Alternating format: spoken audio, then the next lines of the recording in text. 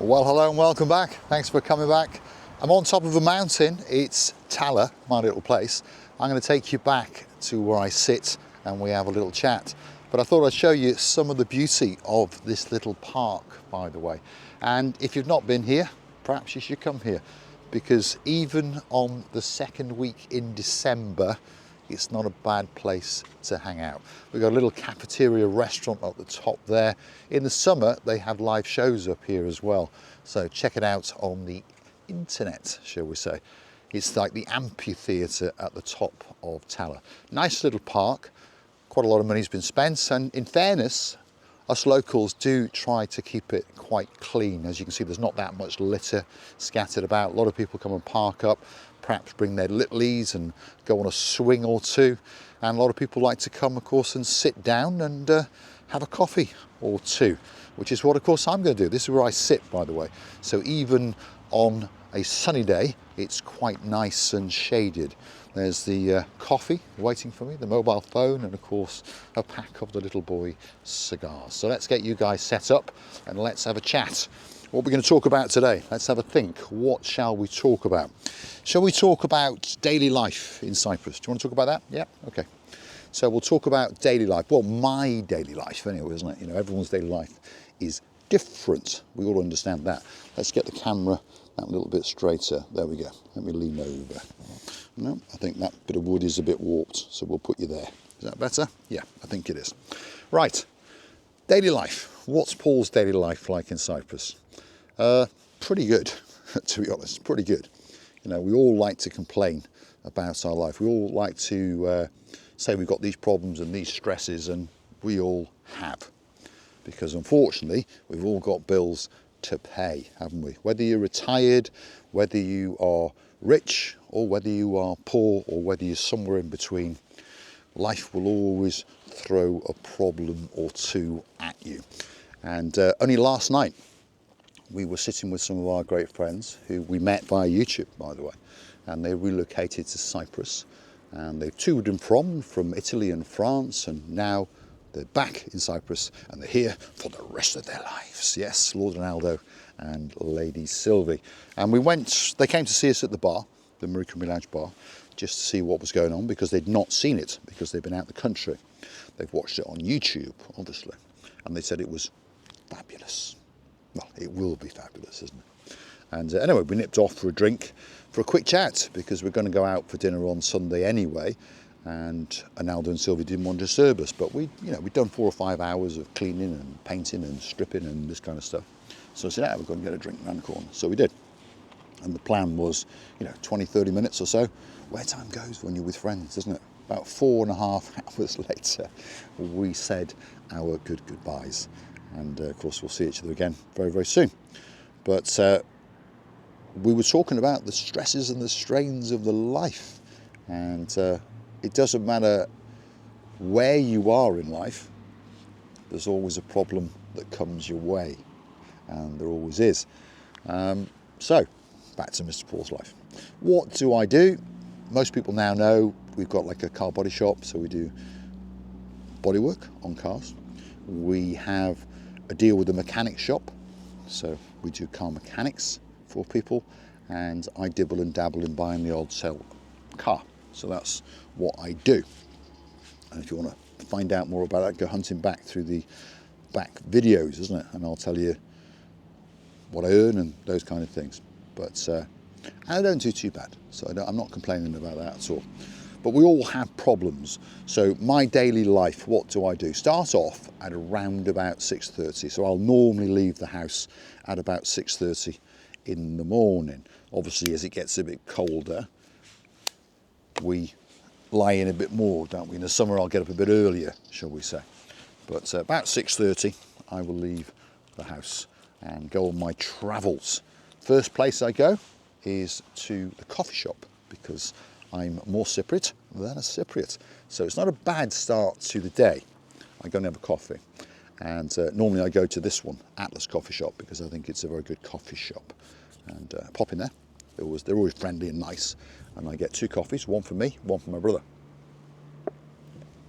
This is about the third for the day, because now it's 11:30. There we are.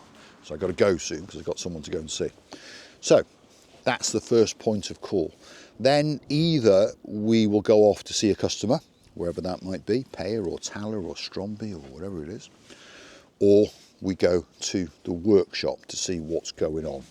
And there's always something going on, isn't there? And there's always something going wrong, unfortunately. Not because of anyone's fault, but you know, in the painting industry, you get the paint code off a car and you get the paint delivered and you mask the car up and you do these bits on the car that you're going to paint, and then quite often you find that even though you've used the correct paint code and the paint supplied by the paint supplier, it doesn't match. So there's your first problem, isn't it? Or you order some parts and they arrive and you believe they'll be the correct parts, and then you find out that sometime in that model year they changed something and now that bolt doesn't go in there, and there's your next problem. And that's how it works, isn't it? That's life, unfortunately. No one tries to cause you these problems, but they occur. And then things like cars take longer to do than you have to take, than they should take, because you have parts and this sort of stuff. And then you've got customers at you complaining, well, you told me my car will be back in a couple of days and it's not back for 3 days, and how long is it going to be? We understand their frustration and they understand our frustration, but still we've all created problems. And then I have to loan you a car, and then that creates problems because we haven't got enough cars to loan to all of these people that are frustrated. There you go. So these are the problems that Mr. Paul has in his life. They always work out, as most people's problems do, don't they? And you shouldn't, I remember my grandfather used to say this, you shouldn't carry your problems too heavily. And I think we all understand what he meant. Yes, we have these problems, but you shouldn't dwell on them too much. If you can't solve it, you can't solve it. So look for another way to solve it. Simple. So going back to cars, because that's what I do. So we order a set of brakes for your car, and they arrive and everything seems hunky-dory, and then it turns out that they changed the model and those ones don't fit that car, even though the parts supplier thought they did and we thought they would, but now they don't. So you phone the customer up and explain this, the customer gets upset, but you can't solve the problem, so you loan them a car. Problem solved. So that would be my grandfather's solution. So that's the solution that I try to follow in my life. Now, the biggest problem I have in my life at the moment is the little thing called the Marika and Me Lounge Bar, for those of you who follow the channel. It's not a problem, is it? No, because it's going to open on the 15th of March 2025. And I was talking about this last night with Analdo and Sylvie, and they asked me if I had enough money to get to the opening, to which I replied, I have enough money to get us to the opening, but we don't have enough money to fit out the kitchen, and we don't have enough money to buy the furniture. To which he said, that's a problem. To which I said, no, it's not. To which he went, how can that not be a problem? To which I said to him, well, I know that we have enough money to do the renovation and to get us open and for everyone to walk in and go, wow, yeah, okay.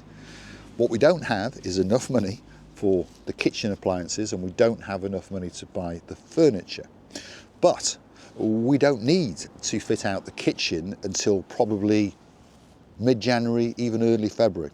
We don't need to get the furniture until the first few days of March, because we're not opening until the 15th of March. And if my grandfather was here now, I'm pretty sure he would lift his Trilby hat and go, yeah, that's how you manage that problem, because that problem is not here yet. If it was tomorrow morning, oh my goodness, that would be a huge problem. But as Baroness Heather and Baron Steve keep reminding us on Facebook, it is only 93 days away. Doesn't sound long, and it isn't long, but it is a long time, because it's not tomorrow and it's not the day after tomorrow. It's approximately 2 months away before we need to worry about the kitchen, and shall we say 3 months away before we need to worry about the furniture. And who knows what can happen in that time. I could win the lottery, or people could buy a brick on the wall of fame. People could buy a swinging star. People could buy some of the steps that are left, because quite a few of those steps are gone, by the way, now. So if you do want one, I'm not trying to force you to get one, but if you do want one, you better get one now, because it started off with Princess Tracy. Baroness Heather, she jumped on the bandwagon. And of course, the girl who likes a menchie all the way in downtown Glasgow, that's our Baroness of the Crackpot. She jumped on the bandwagon because she wants to be a little bit taller than Baron Frank. So she has chosen step 7. And there's a few other people who've chosen a step or 2 as well. Anyway, back to Paul's life and back to Paul's problems. So we all have problems, but it's how you deal with them and how you manage them that makes that problem go away. So I don't have problems in my life. And I always remember a long time ago now, when I always go home with a smile on my face. Always, always, always.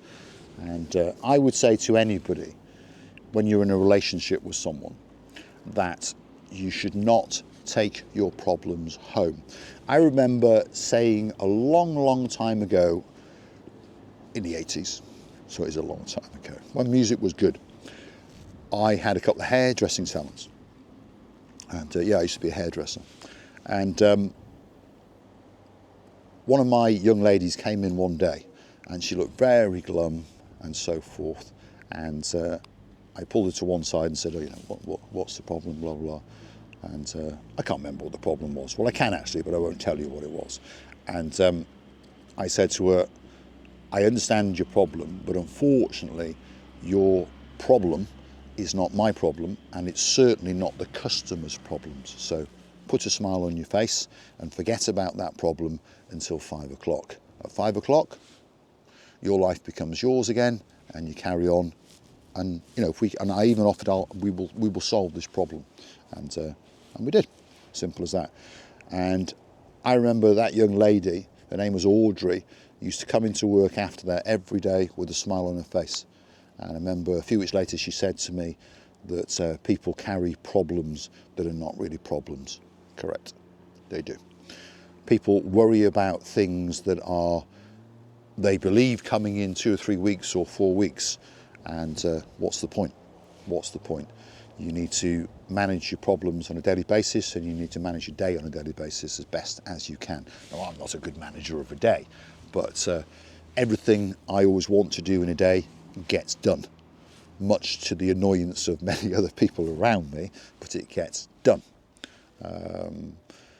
Gentleman came to see us yesterday in the bar, Sir Alan and his girl, Lady Rita. He said, can't remember his exact words, but he said he's very on it. Yeah, very on it. When something needs to be done, you've got to be very on it, isn't it? And not get sidetracked by going for coffee. But of course you can go past the coffee shop, go in and get a coffee, just don't sit there for the rest of your life pondering on the problem. Get on with it, that's what I say. So those are the problems in Mr. Paul's life. His day is pretty relaxed, pretty calm, and I always go home with a smile on my face. And I remember Marika saying 4 or 5 years ago now that she'd said to her mother that whenever Paul comes home, he's always got a smile on his face, never tells me any of his troubles, any of his problems, and he says he doesn't have any. But of course, everyone understands that everybody has troubles and everyone has problems. What I'm trying to say to you is, let them go. Simple, let them go. And if you can't fix it, don't worry about it too much. There's not a lot you can do about it, is there? So don't worry about it. You know, if it's most people's problems, we assume we're always to do with money, and more often than they're not. But we like to fantasize about them being money, don't we? We say, oh, you know, oh, I want to go on holiday, but I can't afford to go on holiday, and you make that into a big problem, for example. Well, if you can't afford to go on holiday, just don't go on holiday and the problem's gone away. Simple as that. A lot of people, I mean, I buy and sell used cars. I ponder on buying a new car, And I'm not insulting anyone who does buy a new car. And do it, why not? It makes you feel good. But a lot of people go and buy a new car to keep up with the Joneses, don't they, as we say in England. And then they find that, oh, I'm struggling to pay the payments or whatever it is. Don't do it. Don't keep up with the Joneses. The Joneses didn't even notice anyway. And the neighbour down the road didn't even notice anyway. It's just you noticed it. And you think that you've got to live in a bigger house. You think you've got to go on holiday 4 times, 5 times a year. Now, in that case, I think you should go on holiday 4 or 5 times a year, and I think you should come to Paphos. And I think from March the 15th, 25, you should come to the Marika Lounge Bar as much as you can, obviously. And then that would make my problem go away. Anyway, I'm only joking. Hopefully, you enjoy my little rants and my little diversions off in life, because that's what I do. That's what I do. And whenever I go and see my customers, I don't see them as customers. I see them as people I've either not met before that I will make my friends, or people I've met before that are my friends. I don't call them customers. Most of them say the same thing to me. They actually enjoy crashing their car, shall we say, so that they get to sit and have a chat for 20 minutes or so and find out what's going on in my world, and I find out what's going on in their world as well, obviously. And it's a nice little situation, because as a gentleman, I mention him a lot to a lot of people. His name's John Mackenzie, lives in Paya. I've known this gentleman since 2013, and I remember meeting him when he backed into his gates. He forgot to open his gates when he backed out, and of course his parking sensors went off, but it was a bit too late. And I remember saying to him, how did that happen? And he said to me, well, you know, I got into my brand new BMW and I put it into reverse. I heard the bleep and then I heard the bang, and I realised I hadn't opened my gates. And I said, oh, I'm sorry to hear that. And he said, it's not your problem, but don't worry, I've got enough money. Can you fix it? Yeah, we can fix it. And I've met him 2, 3, 4 times a year since 2013 on his adventures, shall we say, clipping this or clipping that or someone clipping it. And he is a man who doesn't carry problems. Now, I'm not saying that in his past maybe he did, but somewhere along his life he learnt not to carry his troubles or his problems. And we sat together for hours, obviously, over the years. And I remember him saying to me once, you don't seem to be a man that carries his troubles or his problems. And I don't. Simple as that. I'm going to say thanks for watching. If you like what you see, hit the like, smash that subscribe. Please don't forget to keep on coming back. Please don't forget to tell me what you want me to talk about it. Sometimes I'll talk about it a bit as I go off on my little rants, obviously. But I do enjoy your company, and I do look forward to reading your comments, and I do read every single comment. Marika reads every single comment. Unfortunately, at the moment, we are too busy to reply to those comments, but if you tickle us, I will always reply, as you know. If you're a newbie, I'll always say thanks for watching, because we want you to know that we enjoy your company, and we enjoy the fact that you keep coming back. It means that we must be giving you something that you like. And that's all I'm going to say. Thanks for watching. I look forward to your company again very, very soon indeed. And I think the next video will be a Marika and Me Lounge Bar update, and we'll show you 1 or 2 of the things that are going on. It's time to try and get this lighter to light this cigar, because the gas appears to have, it's come back again. There we go. And I'm going to show you the view, because that's what you want, isn't it? Yeah. The bus man is still parked there. See, he's been there a couple of days now, so obviously he's parked up for the season. The sun is slowly breaking through the clouds and making everything blue. All that's missing is you. So why not get yourself on a big bird or a canoe? Start paddling like crazy. Paphos, Cyprus, Marika and me. Oh yeah, we're waiting, especially for you. And that was especially for Lady Alison and Lady Enid in damp and dreary downtown Yorkshire. Hopefully you're keeping well, and don't forget, your name will be on a brick very, very soon indeed. Thanks very much.